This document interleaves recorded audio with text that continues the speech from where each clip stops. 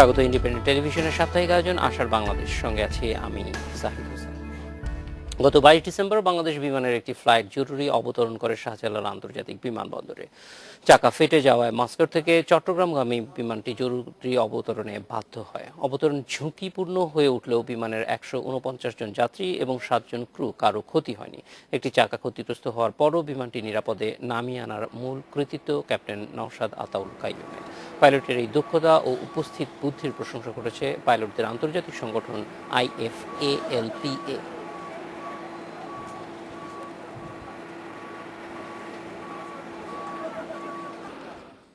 এ বিষয়ে আলোচনার জন্য স্টুডিওতে আছেন বিমানের জনসংযোগ মহাব্যবস্থাপক শাকিল মেরাজ ও পাইলট নওশাদ আতাউল কাইয়ুম। কথা বলছি তাদের সঙ্গে। স্বাগত আপনাদের শাকিল ভাই এবং নওশাদ ভাই। নওশাদ ভাই, আপনার কাছ থেকে একটু জানতে চাই, 22 তারিখে যখন আপনি প্রথম জানলেন যে এরকম একটি সমস্যা হয়েছে, তখন তাৎক্ষণিকভাবে মানে কি কি বিষয় আপনার মাঝে খেলে গেল? প্রথম সমস্যা হচ্ছে আমাকে জানায়নি, আমি টাওয়ারকে জানাচ্ছিলাম। আচ্ছা। লাইক টেক অফ করার ঠিক আগ মুহূর্তে হাই স্পিডে গাড়ির নিচে আপনার ইটের টুকরা পড়লে যেরকম বাড়ি হয়, সেরকম আমি একটা ঝাঁকি খাই এবং আমাকে স্পিড চলে আসে, সঙ্গে সঙ্গে আমি টেক অফ করি। টেক অফ করে অ্যারাউন্ড 1-1.5 মিনিটের মধ্যে আমাকে পিছন থেকে ক্যাবিন ক্রুরা এমার্জেন্সি একটা কল দেয় যে স্যার পিছন থেকে একটা বিকট একটা শব্দ হয়েছে। তো শব্দ হয়েছে কারণ আমি যেহেতু সামনে বসা, পিছন থেকে শব্দটা ওরকম পাই না, পিছনের যাত্রীটা সেরকম একটা শব্দ পেল। তখন সঙ্গে সঙ্গে আমি টাওয়ারকে জিজ্ঞেস করি যে আমরা একটা শব্দ পেয়েছি। টাওয়ারকে বললো যে তারাও একটা শব্দ পেয়েছে। মানে বেসিক্যালি আমার টেক অফ পয়েন্ট থেকে টাওয়ার কিন্তু অনেক দূরে। সো তারাও শব্দটা পেয়েছে, তারা বললো যে আমরা তো রানওয়ে চেক করার জন্য গাড়ি পাঠাচ্ছে, আমাকে স্ট্যান্ড বাই থাকতে বললো। তো আমি ততক্ষণ টেক অফ করে উপরে উঠছি। তো 10 মিনিটের মধ্যে আমাকে জানালো যে টায়ারের গুঁড়া গুঁড়া তারা অল অফ দ্য রানওয়ে পেয়েছে। এবং আমি তখন জিজ্ঞেস করলাম যে টায়ার কোনটা ফেটেছে, টায়ারের গুঁড়া কোনটা। তো বললো যে টায়ারের গুঁড়াটা এমনভাবে স্ক্যাটার যে বেসিক্যালি আইডেন্টিফাই করতেছে না যে পিছনের টায়ার না সামনের টায়ার। সামনের পিছনের টায়ার একটা সাইজের ডিফারেন্স আছে। আর পিছনে হচ্ছে আমার 4টা টায়ার, দুই পাশে 4টা। এবং ওইটাও বলতে পারতেছে না যে বেসিক্যালি পিছনে কোন টায়ার। আর আমার ককপিটে কোনো ইন্ডিকেশন নেই যে ডান দিকের টায়ার না বাম দিকের টায়ার। আর আমার টেক অফে যে ফিলিংসটা হয় যে ভাইব্রেশন হবে এবং সুইং করবে জাহাজ, ওইটা বেসিক্যালি আমি পাইনি। সো আমি আইডেন্টিফাই করতে পারিনি টায়ার কোনটা। এবং আমাদের যে প্রসিডিউরে বলে যে যদি আর কোনো অ্যাবনর্মাল ইন্ডিকেশন না থাকে, লাইক ইঞ্জিন ফেল, ফায়ার, ট্যাঙ্কের ফুয়েল ট্যাঙ্কের কোনো ঝামেলা না হয়, সো উই কন্টিনিউ। কারণ আমি যে ওয়েটে টেক অফ করছি ওই ওয়েটে যদি আমি ল্যান্ডব্যাক করতে যেতাম, that will be disaster, total disaster. So আমাকে মেইন ইয়েটা করছে যে আমাকে যতক্ষণ ফ্লাই করতে পারবো করবো, মানে ফিওরটাকে আমাকে বার্ন করে একদম মিনিমামে নিয়ে আসতে হবে ওয়েট কমানোর জন্য জাহাজে। কারণ ল্যান্ডিংয়ে তো আপনার ওয়েটের ইম্প্যাক্টটা পড়ে। সো আমি ডিসিশন নিলাম যে কন্টিনিউ করবো। লাকিলি আমার একটা জাহাজ দুবাই থেকে টেক অফ করছে। তো ওদের সাথে আমি কমিউনিকেশন করলাম। কমিউনিকেশন করার পর ওদের আপনার আবার ওই স্যাটেলাইট সিস্টেম ঢাকায় কমিউনিকেশন করতে পারে, আমাদের পুরান জাহাজে পাঠানো সম্ভব না। তো উনি ক্যাপ্টেনকে বললেন যে স্যার ঢাকায় আপনি মেসেজ পাঠান যে আমি ঢাকা কন্টিনিউ করবো এবং এমার্জেন্সি সব ধরনের প্রিপারেশন যাতে নিয়ে রাখে। তারপর বেসিক্যালি 4.5 ঘন্টা ফ্লাইটটাম। এখন বসে বসে চিন্তা ভাবনা করা, কি প্ল্যানিংটা করা, কি করব, কীভাবে করব, কি ধরনের বিপদ হতে পারে। মানে ল্যান্ডিং গিয়ার সংকট অথবা ল্যান্ডিং গিয়ার এমন হচ্ছে যে ভেঙেও যেতে পারে। একটা টায়ার নেই, আর একটা টায়ার যদি ল্যান্ডিংয়ের সময় ফেটে যায় তাহলে তো বেসিক্যালি মেটাল কন্ট্যাক্ট হয়ে রানওয়ের মধ্যে টায়ারটা ল্যান্ডিং গিয়ারটা ভেঙে বসে যাবে। ল্যান্ডিং গিয়ার ভেঙে বসে গেলে ইঞ্জিনটাও বাড়ি খাবে, উইংটাও বাড়ি খাবে, বেসিক্যালি টোটাল ইয়াকা বাম দিকে সুইং করে বেড়ে যাবে। তো এর মধ্যে যেটা করলাম যে প্যাসেঞ্জারকে বললাম যে ভয় পাওয়ার কিছু নেই, ওরাও দেখছে যে টেক অফ করা টায়ার ফেটে গেছে আর আমাদের টায়ার এখন আর দরকার নেই, টায়ার কাজ শেষ, ল্যান্ডিংয়ের সময় দরকার। সো এভরিথিং ফ্লাইট ওয়াজ নর্মাল। তো ওরা প্রথমে ভয় পাওয়ার, আমি একটু বোঝানোর পর মোটামুটি তারা শান্ত। তখনও বলি নাই যে আমি বেসিক্যালি ঢাকা যাব, ওরা জানে যে চিটাঙে যাব। কারণ এই ডিসিশনটা আমি যাচ্ছিলাম যে লাস্টে জানানোর জন্য। যদি বলি যে ঢাকা যাবো, ওরা কোশ্চেন করবে কেন ঢাকা যাবেন, ক্যাবিন ক্রুর মধ্যে একটা ওদেরকে কোশ্চেন অনেক ঝামেলা ক্রিয়েট হয়েছে। তো বেসিক্যালি ওরা যাচ্ছে যে ডেস্টিনেশনে যাচ্ছি। তো ঢাকার কাছাকাছি আমি যখন এসেছি আপনার প্রায় তখন সকাল 8:45 এরকম টাইম। ঢাকাতে আবার তখন কুয়াশা, টোটালি ফগ, এয়ারপোর্ট মোটামুটি ক্লোজের মতো অবস্থা, আমার ল্যান্ডিংয়ের ভিজিবিলিটি আসেইনি তখন। আর আমার প্রায় 4.5 টন এক্সট্রা ফিউয়েল ছিল, যেটা আমি চিন্তা করলাম যে এই ফিউলটা আমার বেসিক্যালি দরকার নেই, এখন বার্ন করতে হবে। 4.5 টন ফুল বার্ন করা মানে আমার এয়ারক্রাফট আরও 4.5 টন কমে যাবে, আমার স্পিড ল্যান্ডিং স্পিড আরও কমে যাবে। তো ওইটা আমি প্রায় 1 ঘন্টার মতো হোল্ড করলাম। 1 ঘন্টা মানে ঢাকার সাথে কথা বলতেছি, বললাম যে আমার এই কন্ডিশন। 1 ঘন্টা হোল্ড করার পর বললো যে তার আমি জিজ্ঞেস করে টায়ার কোনটা, আমি বলছি আমি তো আইডেন্টিফাই করতেই পারতেছি না। তখন আমাকে ইনস্ট্রাক্ট করলো যে আপনারা 2টা লো ফ্লাই করেন রানওয়ের উপর দিয়ে, 100 ফিটের লো ফ্লাই করলে দেন তারা মানে দূরবীন দিয়ে উপরে দেখবে যে টায়ার বেসিক্যালি কোনটা ড্যামেজ। এবং বললাম যে আপনার কুয়াশা এখন আছে বুঝতে পারবেন, আমরা চেষ্টা করে দেখা যাক যত বোঝা যায়। তো প্রথমে 100 ফিটে করলাম, তো জাহাজ তো বেসিক্যালি খুব ফাস্ট ফ্লাই করে। ওরা যেটা বললো যে পিছনের বাম দিকের 2টা হুইলের মধ্যে একটা হুইল ড্যামেজ। তা আমি বললাম বাকিগুলা, ওরা বললো যে বাকিগুলো কম করতে পারিনি। দেন আবার একটা লোগো করলাম, লোগো করার পরে দেন ওরা বললো যে না বাকিগুলো ঠিক আছে, ওই একটা হুইলই ড্যামেজ। এবং যেটা হচ্ছে যে আমি যখন আমি উত্তর দিক থেকে আসছি, ওই সময় আমার টেইল উইন্ড পেয়েছি। লাইক টেইল উইন্ড যদি পাই স্রোতের মতো পিছন যদি ঠেলা দেয় ল্যান্ডিংয়ের সময়, তাহলে আমার গতি আরও বেশি হবে। সো আমি তখন রিকোয়েস্ট করলাম যে রানওয়ে চেঞ্জ করার জন্য, কারণ আমাদের যে কম্পিউটার দেখায় ওই কম্পিউটার আমি যে স্পিডে ল্যান্ড করবো আমি রানওয়ের মধ্যে থামতে পারবো না, স্ট্রেট কম্পিউটার বলতেছে থামতে পারবো না। পরে যখন আমি রানওয়েটা ঘুরালাম তখন উইন্ডটা টেল থেকে হেড হয়ে গেল। সো তখন আমাকে মোটামুটি মাত্র 1000 ফিট রানওয়ে রিমেনিং দেখাচ্ছে। রানওয়ে কিন্তু 10,500 দেখাচ্ছে 1000 ফিট রানওয়ে। কারণ মেন জিনিসটা হচ্ছে আমি ব্রেক ইউজ করাটা উচিত না, একদিকে টার্ন নেই, ব্রেক তো ডিফারেন্ট, রাইট লেফট ডিফারেন্ট। আমি রাইটের ব্রেক যদি করি বাম দিকে টায়ার স্ট্রেট ওয়ে জাহাজ ঘুরে যাবে, মিডল রানওয়েই জাহাজ ঘুরে দেবে, ওইটা আমি তখন কন্ট্রোল করতে হবে। সো আমার টোটাল প্ল্যানিং হচ্ছে ব্রেক ছাড়া আমি যতক্ষণ পারি স্ট্রেট যাব, জাহাজ গিয়ে দাঁড়াবেই। সো প্ল্যানিং করে যখন আবার বললাম তখন আমি প্যাসেঞ্জারকে জানাচ্ছি দেখেন আমাদের টেকনিক্যাল রিজন, কোনো ভয়ের কিছু নেই, আমরা এখন ঢাকা নামতেছি, ঢাকা আপনাদের যে প্লেন রেডি আছে, কোনো সমস্যা না, আমার সাথে তারপরে চিটাগ মুছে। প্যাসেঞ্জার চিন্তা করে যে অন্য জায়গায় নামতেছি, আবার কখন যাব, মানে ডিলে হবে ফ্লাইট। ওইটা যখন নিশ্চয়ই নামার সাথে সাথে আমরা চিটাং চলে যাবো, তখন আমার মোটামুটি শান্ত, কোনো অসুবিধা নেই, মনে করছে যে কিছুই হয়নি জাহাজে। তো বেসিক্যালি যখন এক চাকার মধ্যে আমাদের tower was very efficient, fire ব্রিগেডের গাড়িটা সব চলে আসছে, রানওয়ে ধরেন চেঞ্জ করছে যখন ফায়ার ব্রিগেডের গাড়ি এদিক থেকে আবার ওদিকেও চলে গেছে, মানে যেদিকে আমি থামার কথা আর কি। তো ল্যান্ডিংয়ের ধর নর্মাল ল্যান্ডিংয়ের পরে just half of the runway cross করার পর যখন স্পিড ধরেন মিডের থেকে একটু বেশি, তখন যেটা বাম দিকের টায়ার যেটা রিমেনিং ছিল ওইটাও ফাটা শব্দ পেল না, বেসিক ওইটা নিতে পারেনি টায়ার। তো তখন যেটা হয়েছে যে ল্যান্ডিং গিয়ারটা মোটামুটি রানওয়ের সাথে ঘেসে মানে ঘষতে গিয়ে লাস্ট মোমেন্টে গিয়ে দাঁড়াইছে, যেটা আমার কোনো কন্ট্রোল ছিল না, মানে লাকিলি সেটা সোজা গিয়ে দাঁড়াইছে। দেন টাওয়ার থেকে বললো যে স্মোক বের হচ্ছে, তো আমাদের যেটা হয় যদি স্মোক অ্যান্ড ফায়ার হয় তো আমরা এভাকুয়েশন চেকলিস্ট বের করে এভাকুয়েশন করি, যে সব প্যাসেঞ্জার স্লাইড দিয়ে লাফায় বেরিয়ে আসে, যেটা আপনার ইয়েতে হয়। তো সেটা তার বেসিক্যালি প্যাসেঞ্জার হার্ট হওয়ার সম্ভাবনা বেশি, মানে দৌড়াদৌড়ি করতে থাকে, লাফ দিয়ে নামে, ব্যথা পায় অনেকে। তো পরে টাওয়ার থেকে বললো যে স্মোক হচ্ছে, আমি জিজ্ঞেস করলাম fire or not, fire not বলতে ফায়ার ব্রিগেডের গাড়ি আসলো, ইঞ্জিন এসে বললো না ফায়ার হয়নি, যদি একটু ফায়ার হয় ফায়ার ব্রিগেডের গাড়ি অলরেডি রেডি, স্প্রে করে দেবে, অসুবিধা নেই। দেন আমি আপনার ওই ফায়ার ইভ্যাকুয়েশন না করে নর্মাল স্টিয়ার দিয়ে প্যাসেঞ্জার ইভ্যাকুয়েশন করা হয়েছে। এটা হচ্ছে টোটাল মানে শর্টকাটের ঘটনা। পুরো that was A 5.5 hours total, মানে প্রেশার অন মাই শোল্ডার। হ্যাঁ, কারণ তখন তো পুরো ব্যাপারটাই আপনার নিয়ন্ত্রণে ছিল। আমরা আরো এই বিষয়টা নিয়ে কথা বলবো অবশ্যই। আমাদের শাকিল ভাই আছে, শাকিল ভাইয়ের কাছ থেকে একটু জানতে চাইবো যে এই সময়ে বিশেষ করে যখন এই ধরনের একটা ঘটনা ঘটে তখন তো আপনাদেরও নানান দিক থেকে যোগাযোগ করতে চায় মানুষের ভিতরে, বিশেষ করে যখন অলরেডি প্লেনটা ল্যান্ড করলো তারপরে তো আমরাও এটা জানতে পেরেছি, আগে যদিও আমরা জানি নাই। এরকম সময়গুলিতে আসলে চাপগুলি আপনারা কিভাবে সামলান, এবং একই সঙ্গে একটু জানতে চাইবো যে এরকম ঘটনা ছাড়াও মূলত বলা যায় যে গত 45 বছরে বাংলাদেশ বিমান অনেক ধরনের সাফল্যই নিয়ে এসেছে বাংলাদেশের জন্য, সেইগুলিও কিভাবে আপনারা মানুষের সঙ্গে মানে শেয়ার করেন? ধন্যবাদ। আসলে এয়ারলাইন্সে আমরা সবসময় রেডি থাকি যে কোনো একটা এমার্জেন্সি কিংবা ক্রাইসিস পিরিয়ডটা ফেস করার জন্য, এটা আমাদের করতেই হয়। বিশেষ করে এই ধরনের যখন ঘটনা থাকে তখন যারা ওই ফ্লাইটের প্যাসেঞ্জার থাকে, তাদের আত্মীয় স্বজন যারা থাকেন, কাছের লোক যারা থাকেন, তারা কিছুটা উৎকণ্ঠায় থাকেন, তারা প্রতি নিউজ আপডেট চান। তো আমরা সবসময় আমাদের অপারেশনস কন্ট্রোল রুম থেকে মনিটর করতে থাকি, এবং যখন যেটা আপডেট আমরা পাচ্ছি সেটা আমরা সঙ্গে সঙ্গে মিডিয়াকে আমরা কমিউনিকেট করি।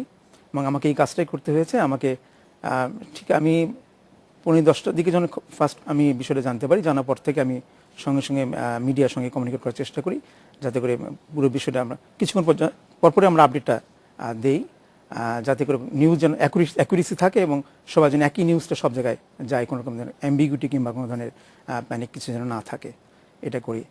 আরেকটা বিষয় যে এয়ারলাইন্সে আমাদের বিমান বাংলাদেশ এয়ারলাইন্স আপনারা জানেন এই বছর ৪৫ বছর পূর্তি উৎসব উদযাপন করছে। আমাদের বাংলাদেশের জাতীয়ভাবে আমাদের বিজয় দিবসে ৪৫ বছর পূর্তি, তার সঙ্গে বিমানেরও ৪৫ বছর পূর্তি, এবং আমাদের বাংলাদেশের স্বাধীনতার ইতিহাসের সাথে বিমান ইতিহাসটা ওতপ্রোতভাবে জড়িত। দেশ স্বাধীন হয়েছে ৭১ সালে ১৬ ডিসেম্বর এবং বিমান জন্ম হয়েছে ১৯৭২ সালে ৪ জানুয়ারি। যা স্বাধীনতা কয়েকটা দিন পরেই বিমানের জন্ম। এবং একটা স্বাধীন দেশের মানুষ একটা মুক্ত আকাশের দিকে তাকিয়ে থেকে একটা স্বাধীন দেশের নিজস্ব পতাকাবাহী একটা এয়ারলাইন্সের কথা চিন্তা করে এবং স্বপ্ন দেখেছিলেন নিজস্ব একটা জাতীয় পতাকাবাহী প্রতিষ্ঠান হবে, এবং সেই স্বপ্ন পূরণে এগিয়ে আসেন আমাদের জাতির জনক বঙ্গবন্ধু শেখ মুজিবুর রহমান সাহেব। উনি বিমানকে নিজ হাতে গড়েছেন এবং বিমানে আজকের যে লোগোটা, যে লাল বৃত্তের মাঝে উড়ন্ত বলাকা, এটা ওনারই নির্দেশে আমাদের বিখ্যাত শিল্পী কামরুল হাসান উনি ডিজাইন করেছিলেন। এবং ৩৫ বছরের বিমান অনেক সাফল্য আছে। এই ৩৫ বছর আমরা প্রায় ৫ কোটি যাত্রী পরিবহন করেছি। এছাড়াও আমাদের বিমানে এখন যে অবস্থা, আমাদের বহরে রয়েছে সর্বাধুনিক বোয়িংয়ের এয়ারক্রাফট, বোয়িং 777-300। ইয়াং ক্রাফট একদমই আমাদের ফ্লিটের গড় বয়স এখন 6.9 ইয়ার্স, এবং সামনে 18 এবং 19 সালে আমাদের বহরে যুক্ত হচ্ছে বোয়িংয়ের সর্বাধুনিক প্রযুক্তির হাইটেক এয়ারক্রাফট বোয়িং 787 ড্রিমলাইনার। এটা এলে আমাদের গড় বয়স আরও কমে যাবে। এছাড়াও আমরা অচিরে আরও যুক্ত করতে যাচ্ছি কানাডার তৈরি ন্যারোবডি aircraft Bombardier -8 aircraft. ডোমেস্টিকের flight operation কীরকম? কারণ আমরা দেখেছি যে মাঝখানে ডোমেস্টিকের অনেকগুলি ডেস্টিনেশন কমে গিয়েছিল। গত ২-৩ বছরে আমরা দেখছি শুধু বাংলাদেশ বিমান না, পুরো বেসরকারি সংস্থাগুলোও কিন্তু ডোমেস্টিক ফ্লাইট অপারেশন অনেক বাড়িয়েছে। এটি কেন বা কি কারণে হচ্ছে? এখন আমাদের দেশে কিন্তু অর্থনৈতিক উন্নয়নের সঙ্গে মানুষের মাথাপিছু আয় এবং জীবনযাত্রার মানও বেড়েছে, এবং আমাদের ইনবাউন্ড ট্যুরিজমও বেড়েছে, এবং ব্যবসা বাণিজ্য বাড়ার সঙ্গে সঙ্গে আমাদের ইন্টারনাল মুভমেন্ট অনেক বেড়ে গেছে। এবং এখন আমাদের এই বাড়ার কারণে বাংলাদেশের ডোমেস্টিকের অভ্যন্তরীণ 60টি গন্তব্যে বিমান তার ফ্লাইট পরিচালনা করছে। এবং আমরা দেখেছি এখানে আমাদের কেবিন ফ্যাক্টর, যেটা আমাদের যাত্রী পরিমাণের লোড ফ্যাক্টর, অনেক ভালো এবং একটা ভালো ডিমান্ড আছে। এবং সবচেয়ে আসার কথা যে এই ডোমেস্টিক মার্কেটটাকে গ্রো করার জন্য বিমান একটা বিশাল অবদান রেখেছে। সেটা হলো যে আমরা ডোমেস্টিক রুটগুলোতেও আমাদের সুপরিসর ওয়াইড বডি এয়ারক্রাফট আমরা পরিচালনা করছি চিটাগাং এবং সিলেটে, এবং অপেক্ষাকৃত কম ভাড়ায় আমাদের যাত্রীরা সেখানে যেতে পাচ্ছেন এবং আকাশ পরিবহনের সেবাটা তারা পাচ্ছেন। সো এই ধীরে ধীরে আমাদের বিষয়টা, যেহেতু আমাদের যোগাযোগ ব্যবস্থা উন্নতি হচ্ছে, ব্যবসা বাণিজ্য উন্নতি হচ্ছে, অবদিন পর্যটন বাড়ছে, এবং সেটাকে কমপ্লিমেন্ট করার জন্য বিমান তার ফ্লাইট সংখ্যা এবং এয়ারক্রাফটের টাইপ এবং সব ধরনের ফ্যাসিলিটি আগের তুলনায় অনেক বৃদ্ধি করেছে। শাকিল ভাই, নওশাদ ভাই, আমরা একটা বিরতিতে যাব। বিরতিতে থেকে ফিরে এসে নওশাদ ভাই আপনার কাছে একটু জানতে চাইবো যে আন্তর্জাতিকভাবেও আমরা দেখেছি যে এই বিষয়টি যথেষ্ট আলোচিত হয়েছে, এবং আন্তর্জাতিক যারা মানে পাইলটদের অর্গানাইজেশন যখন একটা কিছু স্বীকৃতি দেয়, সেটা তো একটা বিরাট বড় অর্জন বটে। সেইটি নিয়ে আপনারা কিভাবে দেখছেন বা আমাদের অন্য পাইলটরা কিভাবে দেখছে? আরেকটা বিষয় জানতে চাইবো যে যারা যাত্রী ছিলেন, যখন সবকিছু ঠিক হয়ে গেল, তারা ঠিক মতো নামতে পারলো, তারপরে তাদের প্রতিক্রিয়াটা কেমন ছিল? আমরা বিরতির পরে আপনার কাছে এই বিষয়গুলো একটু জানতে চাইবো। আশার বাংলাদেশে নিচ্ছে একটা বিরতি। দেখছেন আশার বাংলাদেশ। নওশাদ ভাই, আপনার কাছে ফিরে আসছি যে মূলত আন্তর্জাতিক স্বীকৃতিটা এটা কিরকম ভাবে মানে আপনাদেরকে কতটুকু অনুপ্রাণিত করেছে? আচ্ছা, বেসিক্যালি এই ইফালপা যে কমিটিটা আছে, এটা সারা ওয়ার্ল্ডের সব এয়ারলাইন্সের, প্রতিটা এয়ারলাইন্সের পাইলটের সাথে জড়িত এই বিষয়টা, এবং ওরা আমাদের স্বার্থ দেখে, আমাদের সুযোগ সুবিধা সব সারা ওয়ার্ল্ডই মনিটর করে তারা। লাইক আমাদের ফ্লাইং ডিটিও আছে, ওরা বেসিক্যালি মানে টোটাল আপনার সিভিল এভিয়েশন, যে ওয়ার সিভিল এভিয়েশন আইকাও বলে, ওদের সাথে ওরা রেগুলার ইয়ে করে। ওদের একটা টিম আছে সম্ভবত, যেটা আমি পরে শুনছি, এর প্রতিদিনই কিন্তু কোথাও না কোনো ইনসিডেন্ট হয়। সারা ওয়ার্ল্ডে তো লাখ লাখ প্লেন চলতেছে। ওই ইনসিডেন্টগুলো তার ডাটা কালেক্ট করে দেখে যে কে কীভাবে হ্যান্ডেল করছে সিচুয়েশনগুলো। তো ওরা আমার সিচুয়েশনটা বোধহয় যখন জানতে পারছে, ওদের তো ধরুন সারা ওয়ার্ল্ডে ওরা নিউজ পায়, তো এবং নিউজ তারা একদম টেকনিক্যাল নিউজগুলো নেয় যে কীভাবে কী হয়েছিল, details pilot point of view থেকে। ওইটা নিয়ে তারা মনে করছে যে আমার কাজটা হয়তো বা খুব বড় একটা কাজ হচ্ছে অথবা ইয়ে করছে, সেই হিসেবে তারা এই রিকগনিশন লেটারটা পাঠিয়েছে, বুঝছেন? এবং এটা ওরা কিন্তু হয়তো হয়তো বা আপনার বছরে একটা দুইটা অথবা ম্যাক্সিমাম হয়তো বা না হলে নাও দিতে পারে এরকমটা আপনাকে, আমি যেটা জানতে পেরেছি। আমরাও এরকমই তথ্য পেয়েছি যে এটা খুবই মানে Rare সারা একটা, বিশ্বেই খুবই সমাদৃত আর কি, এরকম একটা হ্যাঁ, জি। মানে সার্টিফিকেশন খুব সবাই মূল্য দেয় এটা। জি জি। নওশাদ ভাই, এই যে বিষয়গুলি এই এই কানেকশনে একটু জানতে চাই যে আমাদের বাংলাদেশ বিমানে সব মিলে আপনাদের যে অপারেশন করছেন, ফ্লাইট জি। অপারেশন পাইলট যারা আছেন, তাদের কি অবস্থা, বিমান চালানোর ক্ষেত্রে কি ধরনের সুযোগ সুবিধা বা চ্যালেঞ্জেস এর মধ্য দিয়ে যেতে হয়? মানে বেসিক্যালি আমরা যেটা এখন ফিল করছি টোটাল পাইলট কমিটির মধ্যে, যে আমাদের পাইলট এখন খুব শর্টেজ যাচ্ছে, প্রতিটা ফিটে খুব শর্ট, মানে আমাদের এখন হিউজ পাইলট রিক্রুটমেন্ট করার দরকার। এমনি আমাদের এক্সিস্টিং যে ফিটটা আছে তাতেই শর্ট, এমনি আপনার সামনের বছর আরও দুইটা এবং তারপর বছর আরও দুইটা এয়ারক্রাফট আসবে। এবং আমাদের একটা বেসিক হিসাব আছে, per aircraft is 6 captain 6 first officer, দুইজন থাকি তো। সো পার এয়ারক্রাফট বেসিক্যালি আপনার 12 থেকে 14 জন ক্রু লাগে। টোটাল হিসেবে আমাদের ক্রু এখন মোটামুটি 30% 40% কম। এই জন্য আমাদের টোটাল সব পাইলটকে অনেক ওভারটাইম ফ্লাই করতে হয়, মাঝে মাঝে মিনিমাম রেস্টও ফ্লাই করতে হয়, যেটা একদম সিভিল এভিয়েশনের ওয়ার্ল্ডে যে রুলস রেগুলেশনে দেওয়া আছে একদম কাটা কাটা ওটা মিট করে। বুঝছেন? তো বেসিক্যালি আমাদের এখনই যদি রিক্রুটমেন্ট না করা হয়, আমার মনে হয় না সামনের বছর যে দুটো প্লেন আসবে ওটাতে আপনার চালানোর মতো আমাদের বাঙালি কোনো ক্রু থাকবে না। তখন যেটা করতে হবে সেটা হয়তো আমাদের দেশের জন্য খারাপ, বিদেশ থেকে পাইলট হায়ার করে নিয়ে আসতে হবে। বরং প্রস্তুতিটা এমনই নেওয়া দরকার যে বিভিন্ন সময় দেখি যে Already নিচ্ছি।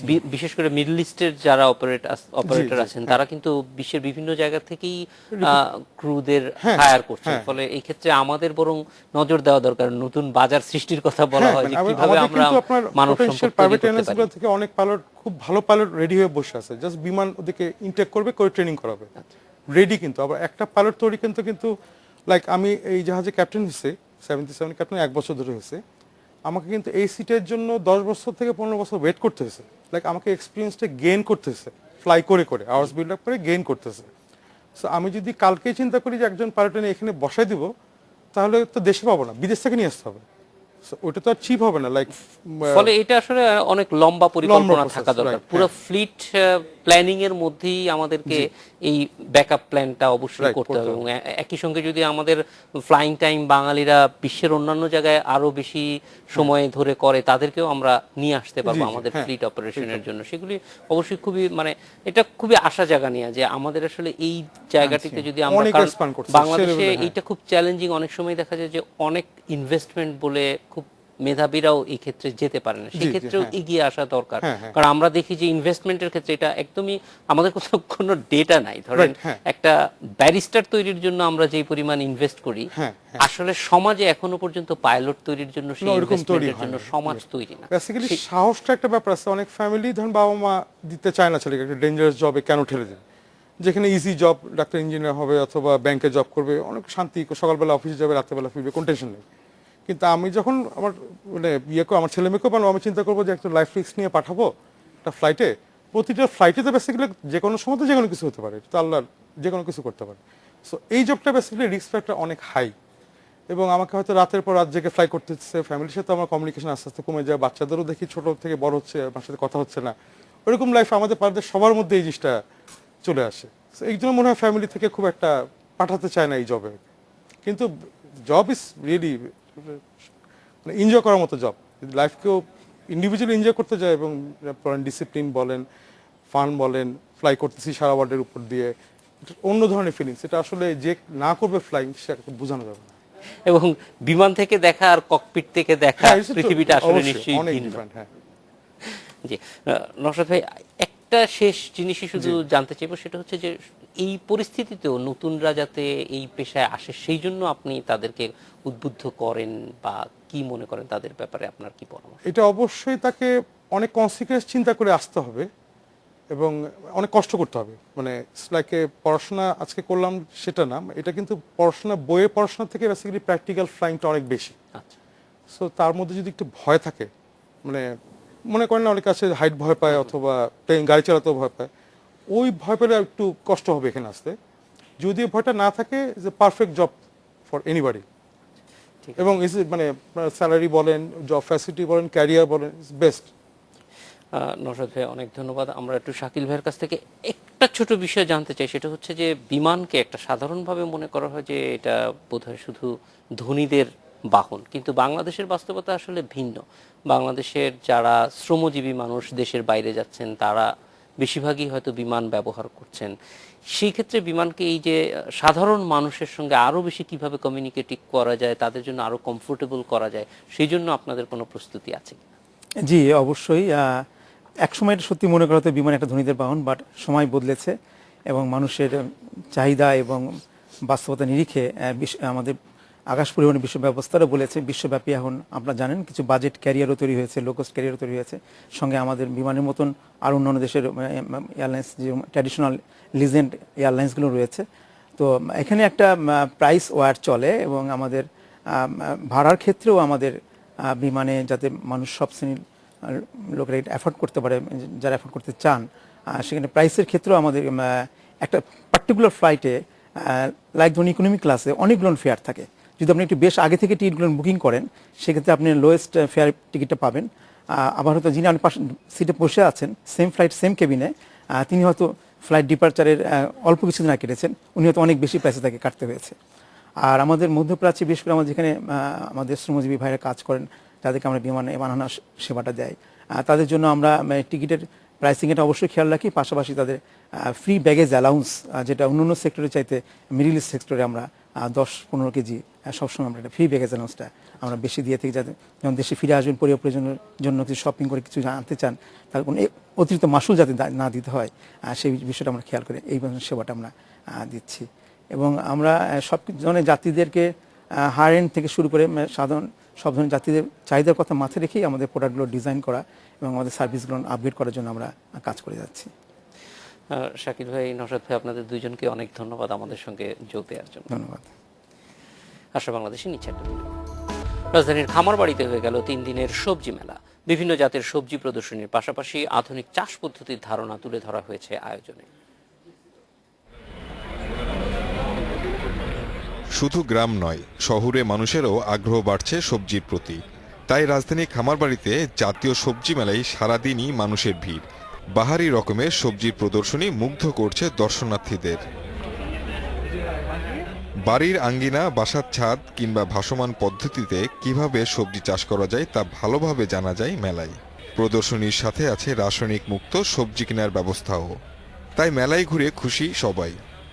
আমরা শহরে থেকে এই সবজি মেলার মাধ্যমে আমরা অনেক নতুন নতুন সবজির সাথেও পরিচিত হতে পারছি আর কি। খুব রেয়ার সবজি সম্বন্ধে জানতে পারতেছি, প্লাস অনেক সিড কোম্পানি এখানে আছে, তাদের অনেক বীজ হয় বাংলাদেশে, আমরা আসলে জানতাম না। সো খুবই ভালো লাগতেছে এই সবগুলো দেখতে পারে আমাদের। কৃষককে ডিজিটাল সেবা দিচ্ছে মৃত্তিকা সম্পদ উন্নয়ন ইনস্টিটিউট। দেশের কোন অঞ্চলের জমিতে কোন ফসল ভালো হবে এবং কী সার দিতে হবে তার বিবরণ জানা যাবে সাথে সাথেই। সবগুলো ফসল ইউরিয়া কতটুকু লাগবে, নাইট্রোজেন কতটুকু লাগবে, ফসফরাস কতটুকু লাগবে, তারপর পটাশ কতটুকু লাগবে, সব কিন্তু চলে আসবে। এবং আমাদের এখান থেকে প্রিন্টার আছে, প্রিন্টারে বের আসবে। জাস্ট 2 মিনিট, সর্বোচ্চ 2 মিনিটে বাংলাদেশের যে কোনো কৃষক যে কোনো জায়গার তার শস্য বেচতে পেতে পারবে। এটি হলো আমাদের একটা অনলাইন আমরা প্রযুক্তি করেছি। তাৎক্ষণিক নিজ জমির চাষাবাদের তথ্য পেয়ে খুশি দর্শনার্থীরাও। কখন কোন সার কোনটা দিতে হবে, জমিতে কতটুকু দিতে হবে এবং কিভাবে দিতে হবে সবগুলো আমরা জানতে পারি, এটা আমাদের খুবই উপকার আসবে। সবজি উৎপাদনে বিশ্বের 3য় অবস্থানে বাংলাদেশ। জাতীয় সবজি মেলা দেশের সবজির উৎপাদন আরও বাড়াতে ইতিবাচক ভূমিকা রাখবে বলে মনে করেন কৃষি সংশ্লিষ্টরা। Shahid Ahmed, independent news, Dhaka. এ বিষয়ে আলোচনার জন্য স্টুডিওতে আছেন কৃষি সম্প্রসারণ অধিদপ্তরের হর্টিকালচার উইং এর পরিচালক মোহাম্মদ কুদরতি গনি। কথা বলবো তার সঙ্গে। স্বাগত জনাব কুদরতি গনি। আমরা একটু জানতে চাই যে এই মেলাটা করলেন উদ্দেশ্য কি ছিল, কাদের সঙ্গে যোগাযোগটা মূল উদ্দেশ্য ছিল? ধন্যবাদ আপনাকে। সবজি মেলা এটা 2016 সাল আমরা প্রথম এটা করি। এটা আমাদের মাননীয় কৃষিমন্ত্রী মহোদয়ের একটা নিজস্ব চিন্তাভাবনা, একটা ফসল। এবং গত বছরও যখন আমরা মেলা 17, 18, 19 এই 3 দিন ব্যাপী করেছিলাম 2016 তারিখে, এই তিনটা দিনে, সেখানে আমাদের যে উদ্দীপনা, বিশেষ করে সবজি নিয়ে যারা কারবার করেন, কি ব্যবসায়ী বা কি চাষি, তাদের যে উদ্দীপনা, সেই উদ্দীপনা থেকেই আমরা এবছরেও উৎসাহিত হয়েছি এই মেলাটা আয়োজন করার জন্য। এটা আমাদের দ্বিতীয় বছর মেলা আয়োজনের। আজকে আমরা আনুষ্ঠানিকভাবে সেটা শেষ করলাম। এখানে আপনি শুনলে অবাক হবেন যে 156টা সবজি সমাবেশ করতে আমরা সমর্থ হয়েছি। মানে 156টা প্রজাতির সবজি, এবং সেটা আমাদের দেশের মানুষরা তৈরি করে এবং এগুলো মানে খায় তারা, শাক এবং সবজি হিসাবে এগুলো খায়। তো 156টা সবজির মধ্যে আমাদের পাহাড় অঞ্চল থেকেই এসেছে মাত্র কি মানে 76 প্রজাতির সবজি, আর 80টা হচ্ছে আমাদের সমতল ভূমির সবজি।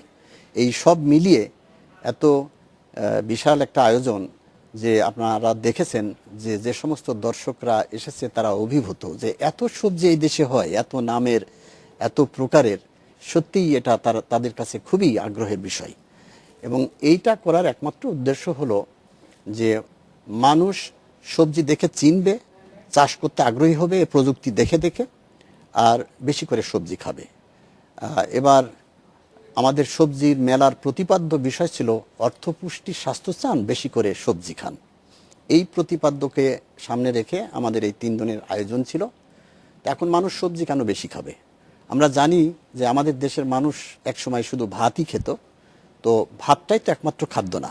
যদি পুষ্টির বিষয়গুলো নিয়ে আমরা দৃষ্টিপাত ওইদিকে দিই তাহলে দেখি যে ভাতের থেকেই একটা পুষ্টি আসে, কিন্তু সুষম খাবার যদি আমরা বিবেচনা করি সেক্ষেত্রে পুষ্টি বলতে এখানে আমিষ লাগে, শ্বেতসার যেটা কার্বোহাইড্রেট আমরা ভাতের থেকে রুটির থেকে পেয়ে থাকি, তারপরে মাছ মাংস ডিম দুধ থেকে আমরা আমিষ বা চর্বি জাতীয় খাদ্য পেয়ে থাকি।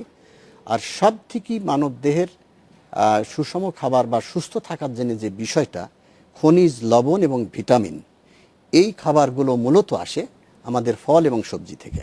সুতরাং যদি সুস্থ বা সুস্বাস্থ্যের অধিকারী হতে চাই তাহলে সুষম মাত্রায় আমাদের ভাত, রুটি, মাছ মাংসর পাশাপাশি ফল সবজি, ফলের কথা আজকে নাই বা বলি কারণ ফল মেলাও আমরা করে থাকি, এটা জুন মাসে হয়। সবজির কথাই বলি যে সিংহভাগ আমাদের খনিজ লবণ এবং কিছু ভিটামিনস এবং যেটাকে বলি মিনারেল সল্ট, এগুলো সবজির থেকে এসে থাকে। তো আমরা একটা পরিসংখ্যানে বলা হয়েছে, বিশেষজ্ঞরা বলেন যে একটা সুস্বাস্থ্যের জন্য প্রতিদিন একটা পূর্ণাঙ্গ বয়স্ক মানুষকে কমপক্ষে 220 গ্রাম সবজি খাওয়া দরকার। কিন্তু এত সবজি হওয়া সত্ত্বেও আপনি শুনলে অবাক হবেন যে আমাদের পরিসংখ্যান বলছে যে মাত্র পার হেড কনজামশন আমাদের এখন 70 গ্রাম। কোথায় 220 গ্রাম, কোথায় 70 গ্রাম, 3 ভাগের 1 হ্যাঁ, ভাগ 3 ভাগের 1 ভাগ। সুতরাং সেই দৃষ্টিকোণ থেকে বলা হচ্ছে যে আমাদের সুস্বাস্থ্যের জন্য সবজি আরও আমাদের বেশি খাওয়া প্রয়োজন, এবং তা খেতে হলে সবজি মধ্যে কি আছে, এগুলো চাষের প্রযুক্তিটা কি, কোন সবজিতে কি পরিমাণ পুষ্টি আছে, এই বিষয়গুলো জনগণের জানা উচিত। এবং আমরা যে আয়োজনটা করেছি এতে পুরোপুরি না হলেও আমার মনে হয় যারা এগুলো দেখছেন বা যারা আগ্রহ প্রকাশ করেছেন তাদের কিছুটা হলেও উপকার হচ্ছে যে এই সবজির পুষ্টিমান সম্পর্কে বা এর যে চাষের যে কলাকৌশল এই সম্পর্কে তারা অবগত হতে পারছে। আমরা ইদানিং দেখছি যে অনেক সবজি প্রায় সারা বছরই হচ্ছে, যেটা আগে হয়তো বিশেষ কোনো একটা মৌসুমে হতো, সেগুলি নিশ্চয়ই যথেষ্টভাবে কৃষকদের মধ্যে ছড়িয়ে পড়েছে। খুবই সুন্দর কথাই বলেছেন যে আমরা দেখেছি যে এখন শীতকাল, বাংলাদেশের প্রেক্ষাপটে শীতকালে যে সবজির প্রাচুর্য, একসময় কিন্তু সারা বছরে এই প্রাচুর্যটা ছিল না। যেমন বেগুন শুধু শীতকালই পাওয়া যেত, ফুলকপি, বাঁধাকপি, টমেটো এগুলো শীতকালের সবজি হিসাবে বিবেচিত হতো। কিন্তু এখন সারা বছরই এই সবজিগুলো কম বেশি পাওয়া যায়। এটা আমাদের কৃষিক্ষেত্রের একটা বলা যায় যে বড় একটা বিপ্লব, নীরবে একটা বিপ্লব ঘটে গেছে। আপনি দেখেন যে টমেটো এখন সারা বছর আমরা পাচ্ছি, বেগুন আমরা সারা বছর পাচ্ছি, শশা আমরা ছোটকালে দেখেছি। শশা আমাদের কৃষির মৌসুম হচ্ছে 2টা মূলত, রবি এবং খরিফ। খরিফের আবার 2টা ভাগ আছে, খরিফ 1, খরিফ 2। তো আমরা ছোটকালে দেখেছি যে বৈশাখ মাসে বৃষ্টি হওয়ার পরে, বর্ষার আগে যখন প্রথম বৃষ্টি, তখন কিন্তু শশার গাছ লাগানো হতো, ভাদ্র মাসে গিয়ে শশা পাওয়া যেত। আপনি এখন সারা বছরই শশা সালাদ না হলে আমাদের হচ্ছে না, বিয়ে শাদিতে আমাদের ওই শশার সালাদ না হলে হয় না। তার মানে কি সারা বছরই আমরা শশা পাচ্ছি। তো এটা কৃষিক্ষেত্রে একটা বিপ্লব। এই আমাদের গবেষক যারা আছে সারা বছরের উপযোগী এই সমস্ত জাতগুলো বের করেছে এবং সেগুলো আমরা এখন মাঠে নিয়ে যাচ্ছি, কৃষক ভাইরা সেগুলো করতেছে, আমরা সেগুলো ভোগ করতে পারছি। এটাই আমরা একটা বিরতিতে যাব, ফিরে এসে আপনার সঙ্গে আরেকটু জানতে চাইবো যে এই মেলার মাধ্যমে কৃষকরা কিভাবে উপকৃত হচ্ছেন, তাদের নতুন নতুন তথ্য নিশ্চয়ই তারা পাচ্ছেন। আশা বাংলাদেশে নিচ্ছে আরেকটা স্বাগত আরেকবার আশার বাংলাদেশে।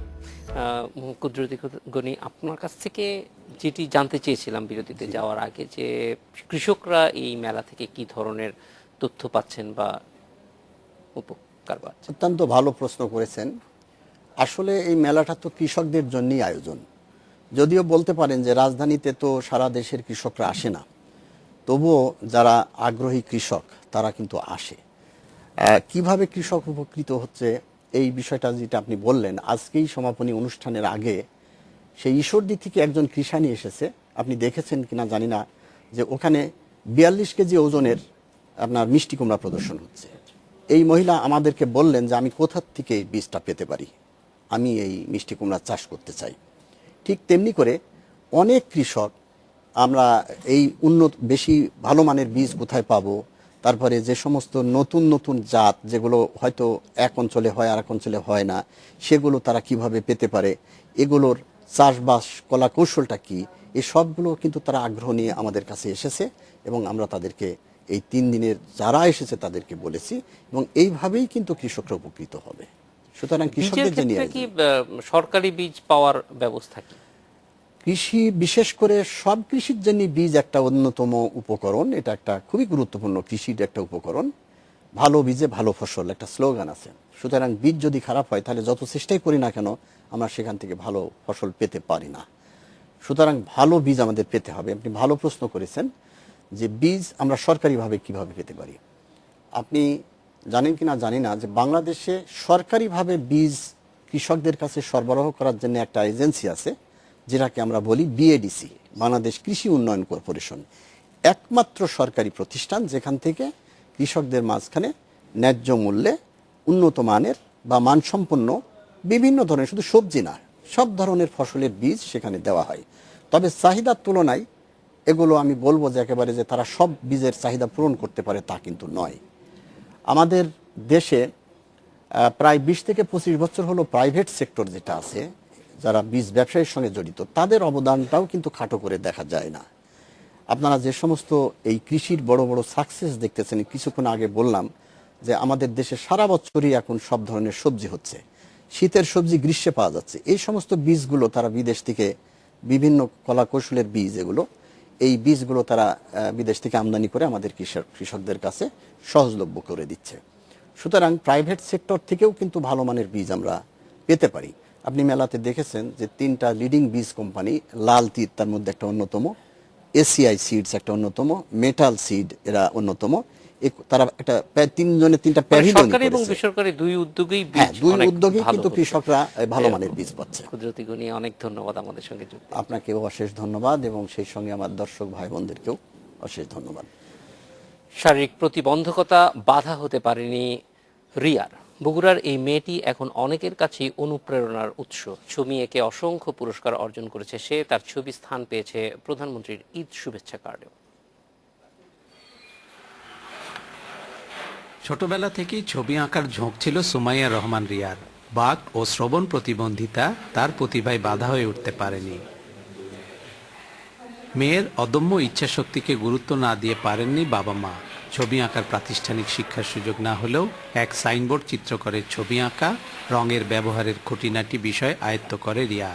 জল রং ও পেন্সিল স্কেচে ফুটে ওঠে তার কল্পনার শক্তি। বড় হতে হতে মেডেল আর সার্টিফিকেটে ভরে ওঠে ঘর।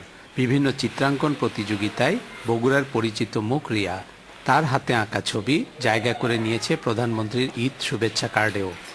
বগুড়ার একজন মেয়ে, নাম হচ্ছে রিয়া, এবং তার ছবি সেই কার্ডে স্থান পেয়েছে এবং তার কল্যাণের জন্য, তার উন্নয়নের জন্য মাননীয় প্রধানমন্ত্রী ইতিমধ্যে 1 লক্ষ টাকার একটি চেক তাকে অনুদান হিসেবে প্রদান করেছেন।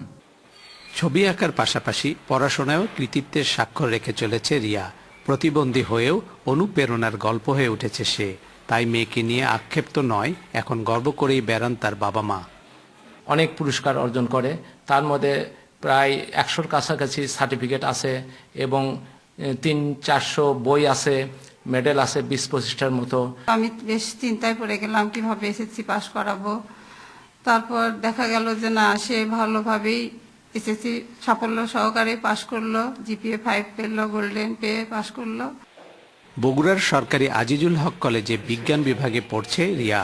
উচ্চ মাধ্যমিকের পর কম্পিউটার ইঞ্জিনিয়ার হওয়ার লক্ষ্য নিয়ে তৈরি হচ্ছে এই কিশোরী। Hasibur Rahman Billu, independent news, Bogura. এই ছিল আজকের আশার বাংলাদেশে। আমন্ত্রণ আমাদের পরে।